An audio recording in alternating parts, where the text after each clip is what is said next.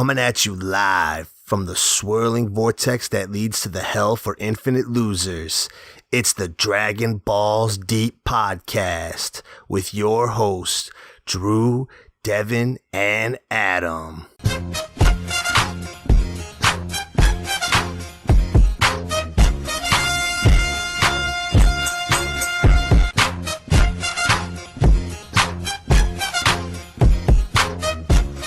It's the Dragon Balls Deep podcast, back with episode 7.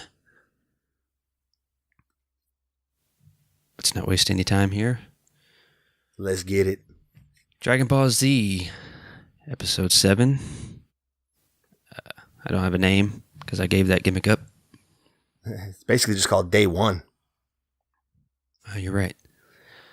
Originally aired on June 14th, 1989 in Japan and October 11th, 1996 in the US.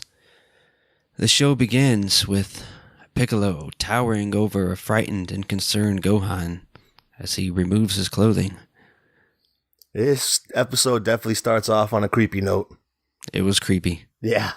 I hadn't watched this episode in a while, so I thought Gohan was going to keep going. Yeah, I mean, there is a reason why he's stripping down his clothes. Because as we learn, gobble him up. As I say, as Piccolo's staring at him like, yeah, keep taking it off. As we are about to learn, Piccolo's getting Gohan ready for his Naked and Afraid 6 months challenge. Gohan tells Piccolo he's ready and asks, "What are we going to do first?"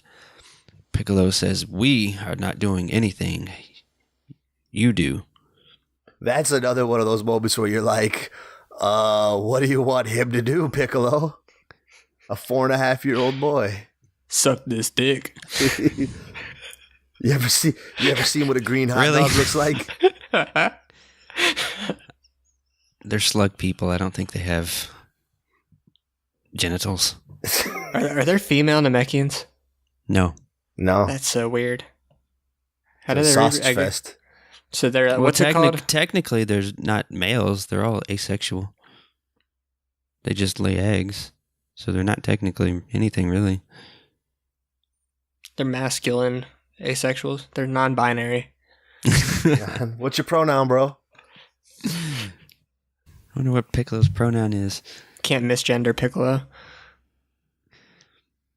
Piccolo says the first thing Gohan must do is learn to take care of himself. He tells Gohan that if he can survive alone for 6 months, he'll teach him how to fight. I don't know about you, but this does not seem like a very good plan. I actually was thinking the same thing. Like, this did is Piccolo, did he think this through?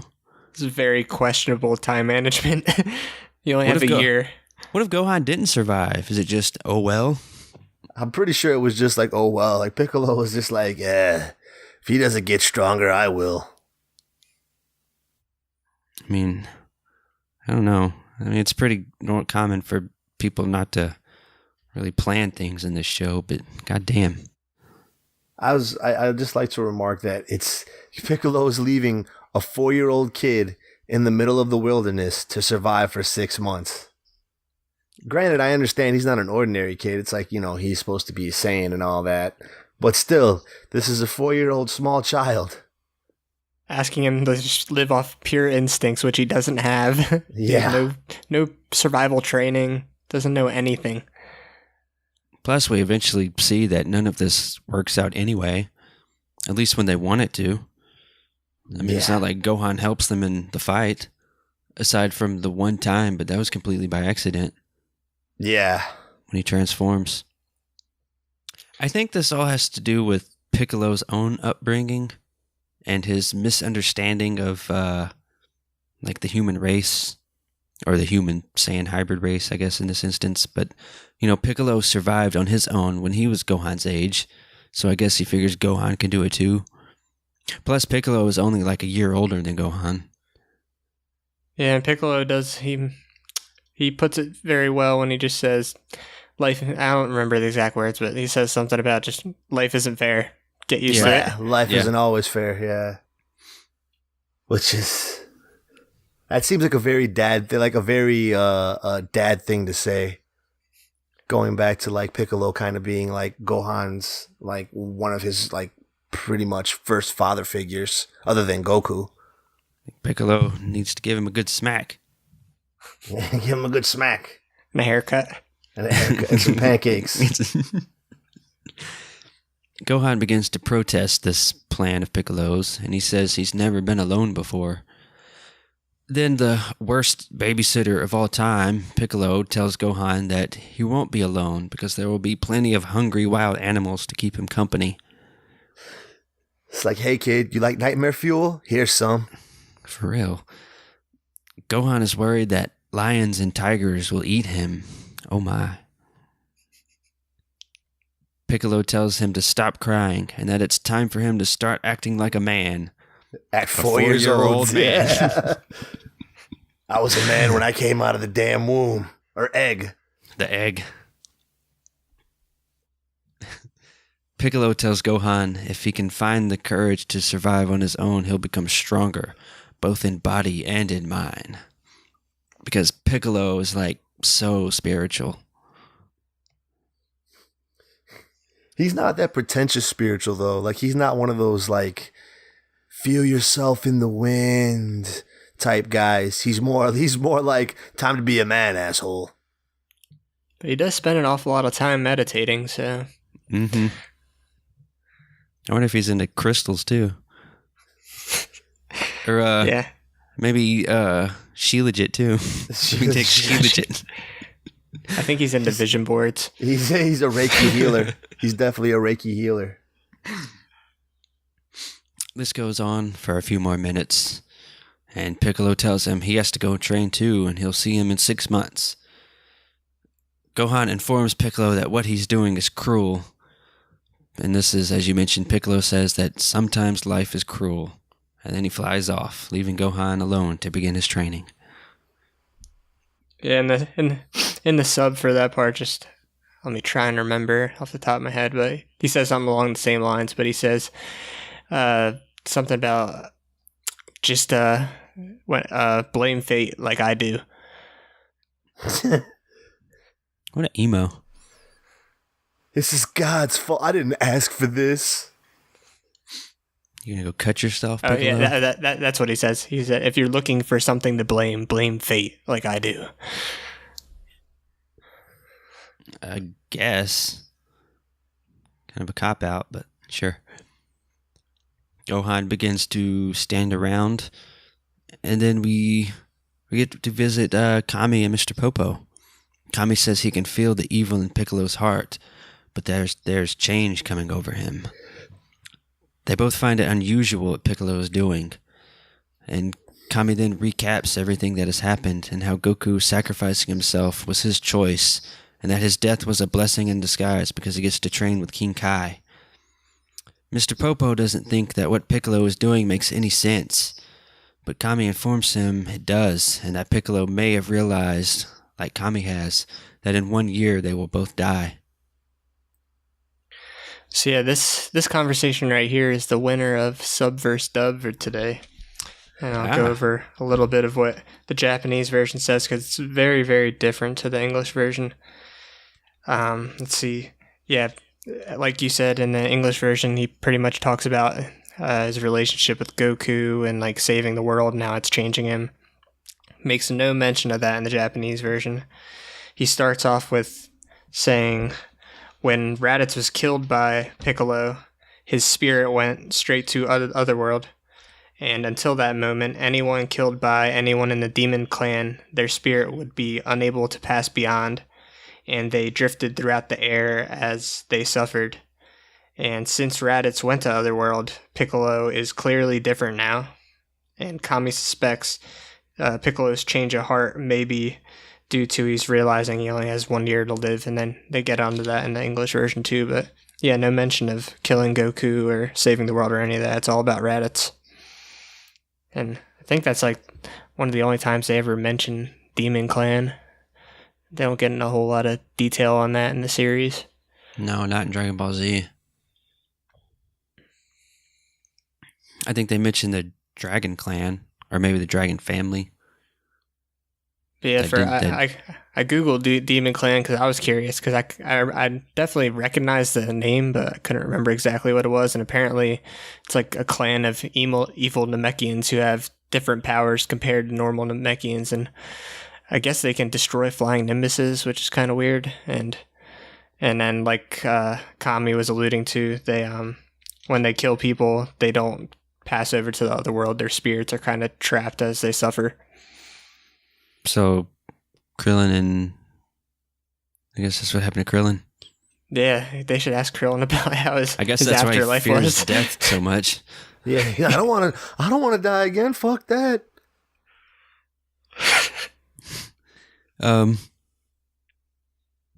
Kami then explains how Piccolo and himself are two halves of a single being and that their life force is forever bound. One cannot exist without the other. If one of them dies, they both die. Cut back to Gohan, who is still standing around crying, but his ADD kicks in when a mantis lands on him. Then his shirt blows away in the wind, and he goes chasing after it. Well, the mantis stings him first. Like, he's like, "Hey, little guy, what are you?" And he goes to like touch it, and the mantis is like, "Fuck you." Typical mantis. They don't fuck around. They're brutal, man. You ever see those YouTube videos? Yeah, like a mantis fighting with a cat. Yeah. Or, oh my god, I seen one. This is getting a little off topic, but I seen one where a praying mantis just straight up stabs a bee and brings it up to its face and just starts eating its face while it's still alive. Nice. Oh, cool, yeah. Oh, they fuck with. You see pictures of them with like birds and snakes and shit. That's brutal. They kill snakes for sure. It's crazy. It's a good thing they're not the size of a horse.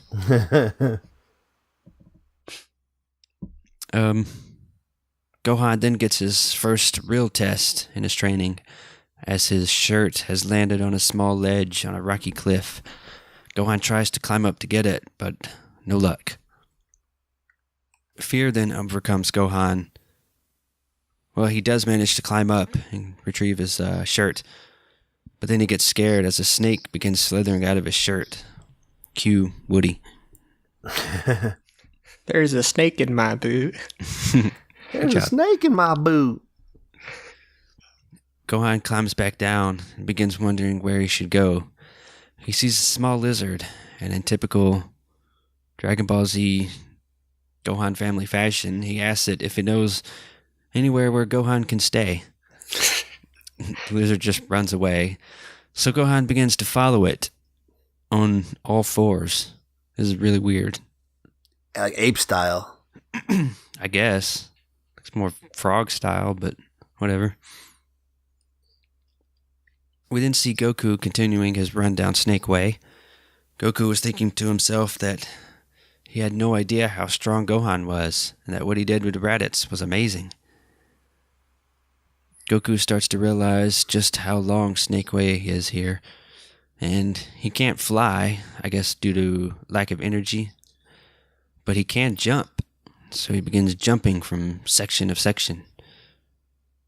Bad idea, as Goku overshoots his landing and misses Snake Way. He tries to grab onto the ledge, but it's too sharp.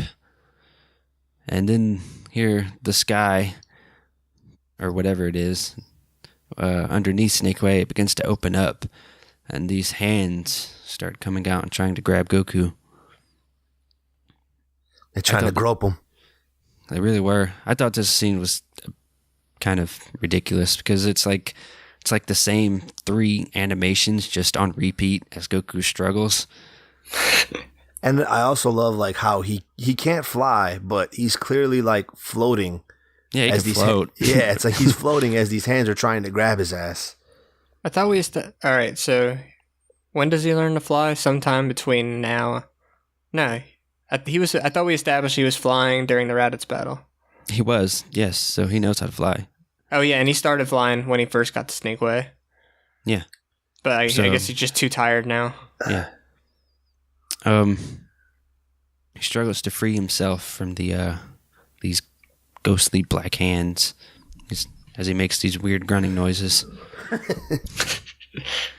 He makes it back up on the Snake Way though, so all is good. we didn't see Krillin, dressed like he's straight out of a 1920s mafia. Krillin is outside of Goku's house and is trying to muster up the courage to tell Chi-Chi what happened to everyone. And he begins to rehearse his lines. First he says, Chi-Chi, you're not going to believe this, but Goku is gone, and Gohan, well, we sort of let Piccolo borrow him for a while. Next he says, in a very happy tone, Chi-Chi, guess what? Goku's in another world with Kami, and Gohan, well, he's been kidnapped again. Again? Yeah, I get it. Well, because Raditz kidnapped him. She doesn't. That's what he's. She doesn't know that though. Oh, yeah, she doesn't know about. Yeah, she doesn't know about Raditz. The Garlic Jr. movie is canon though. Yeah. Oh yeah. So that might be what he's alluding to. Canon with timeline issues. Well, there's lots of those in the series, but whatever. Chi-Chi must have heard him though, because she opens up the door and asks Krillin what he's doing. She says she thought Goku was with him, as Krillin stumbles over his words, saying that plans changed and blah blah. Chi-Chi asks Krillin where Goku is. Krillin almost says dead, but he saves himself and says delayed instead.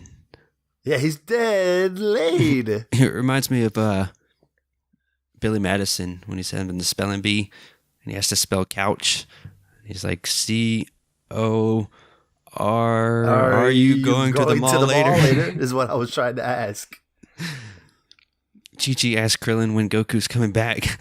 Krillin says he's not coming back. I laughed here. Yeah, that was pretty funny. When's Goku coming back? He's not coming back. He's not coming back. Ox King then stomps onto the end of scene. Hey, Krillin.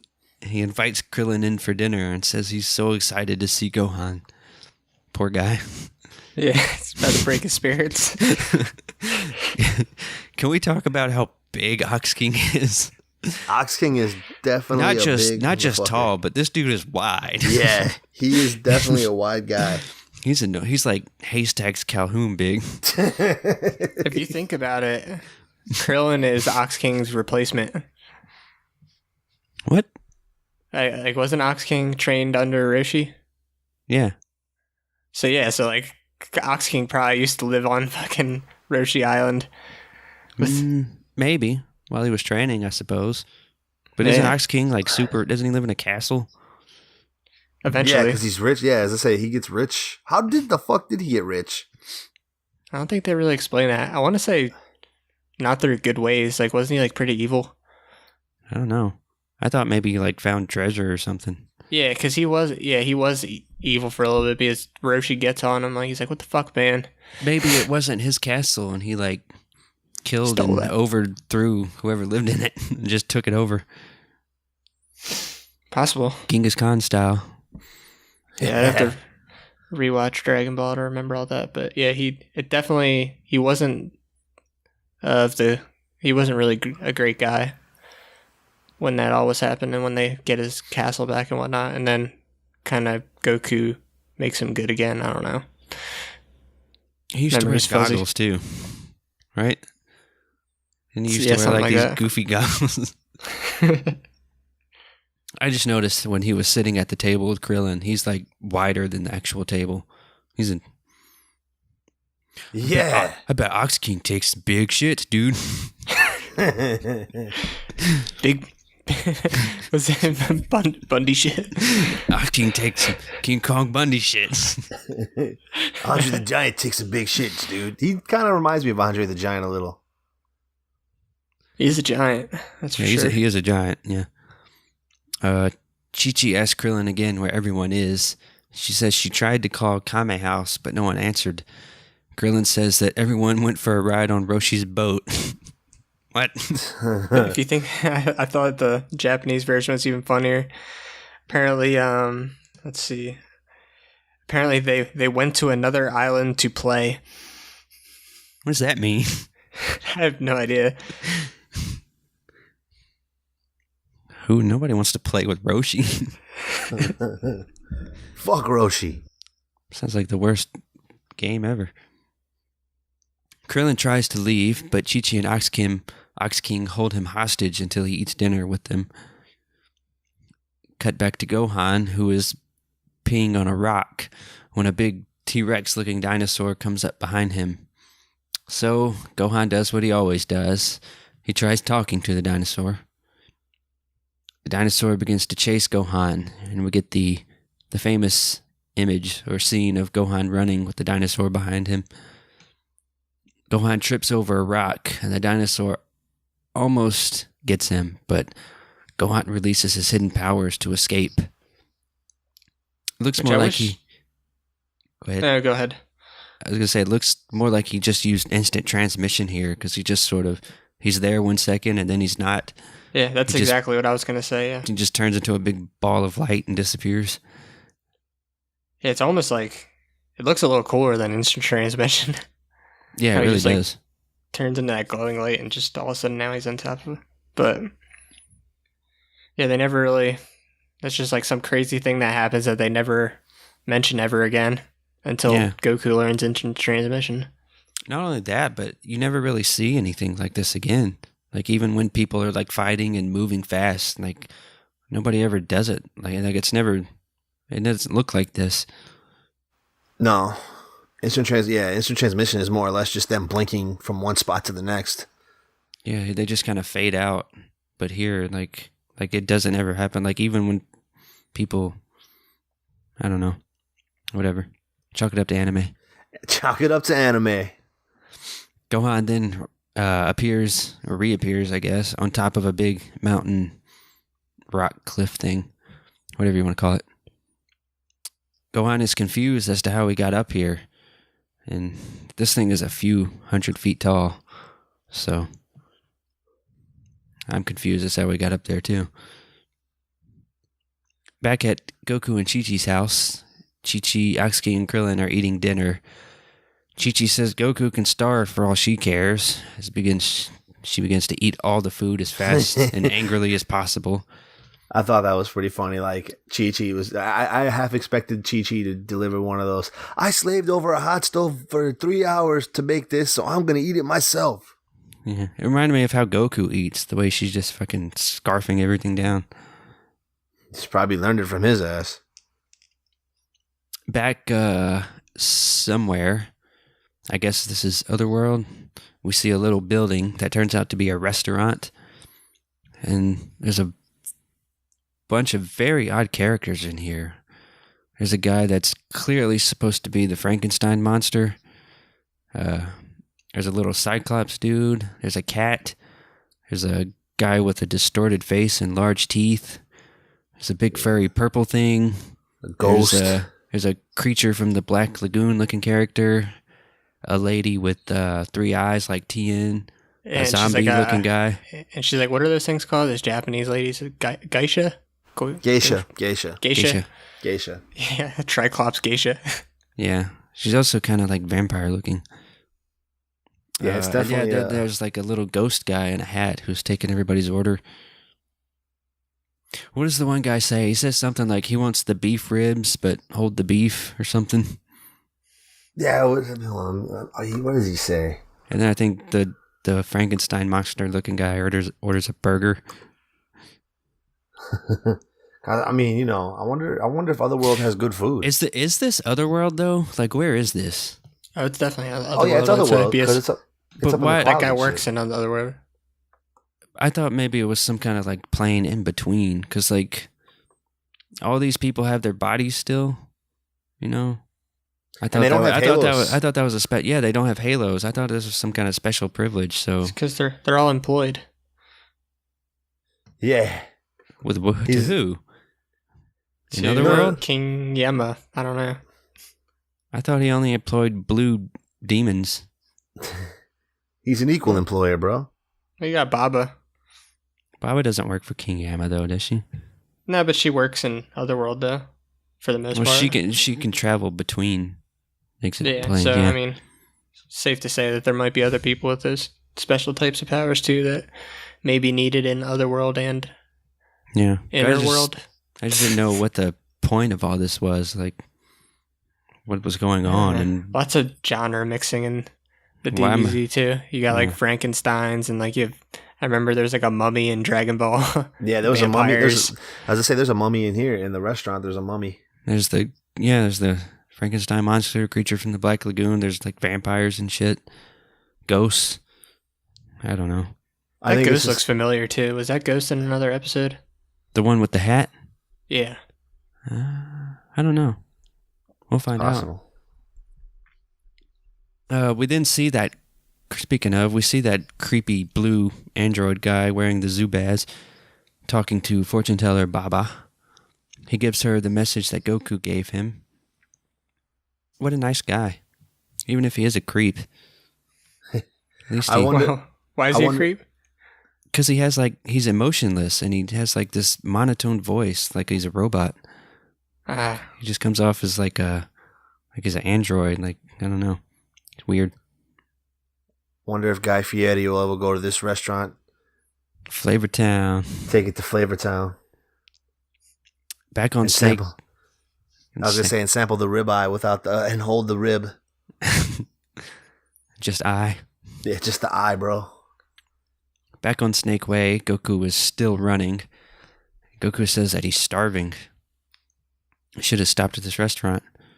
And he remarks about how the guy was like, he's as he's running, he's like, "Oh, the guy said I don't have to worry about food up here, but I'm starving." Yeah.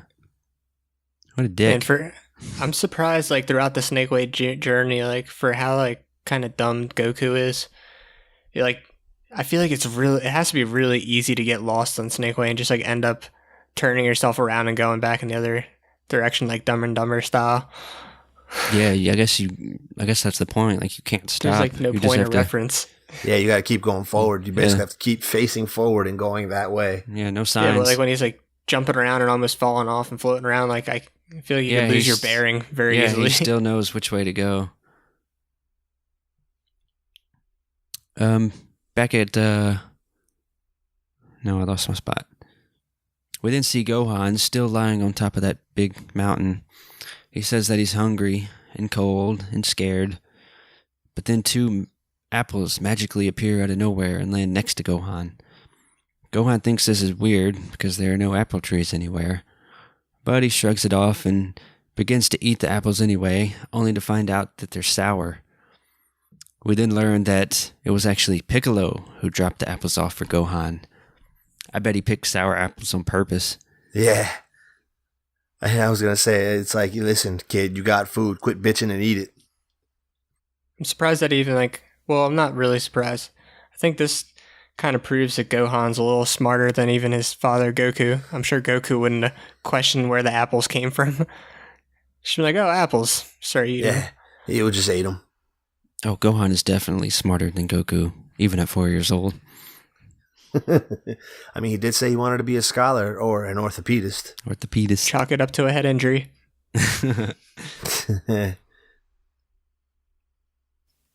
Gohan says he misses his mom's cooking and wonders what she's making tonight.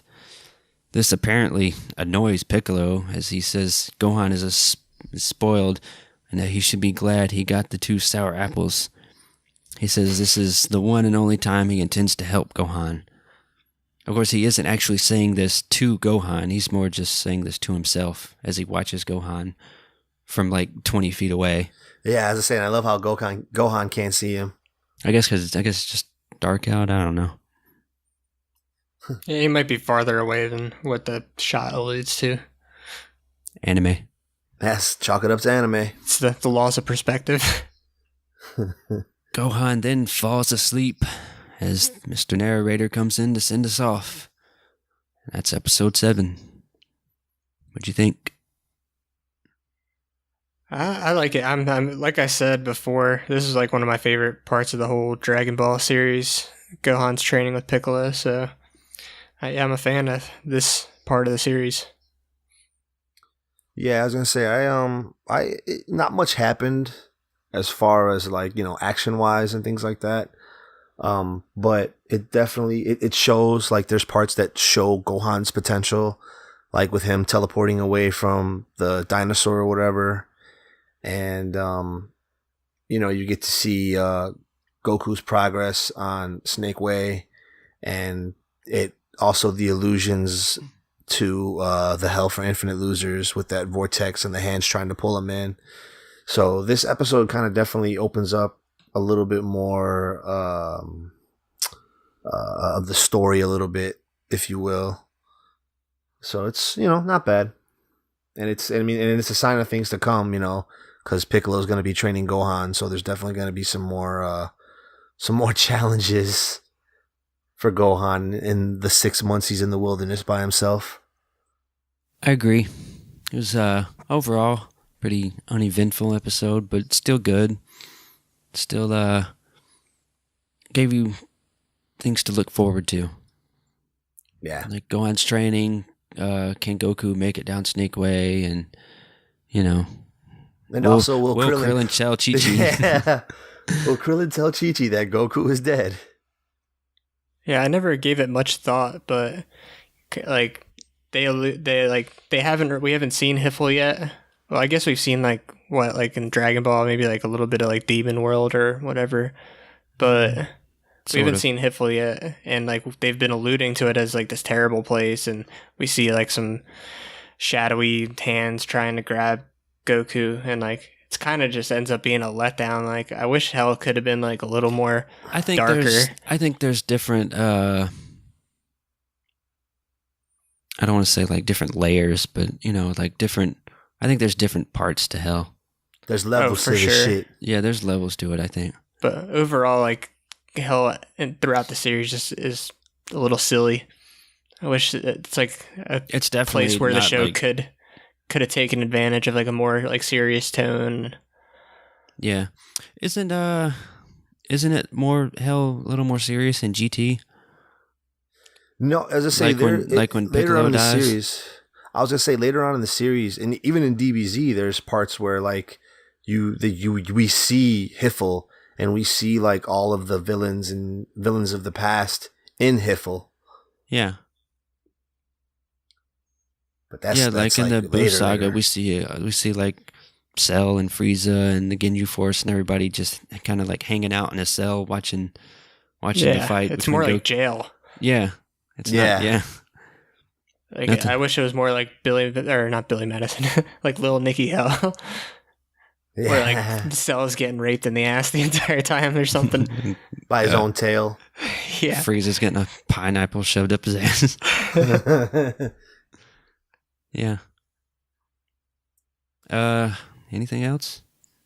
Nah, that was it. Nope. Plugs. Give us a follow on Twitter at DBDpod. Stop by the forum at timewasted.tv/forums. And as always, tune in next time for another episode of the Dragon Balls Deep podcast.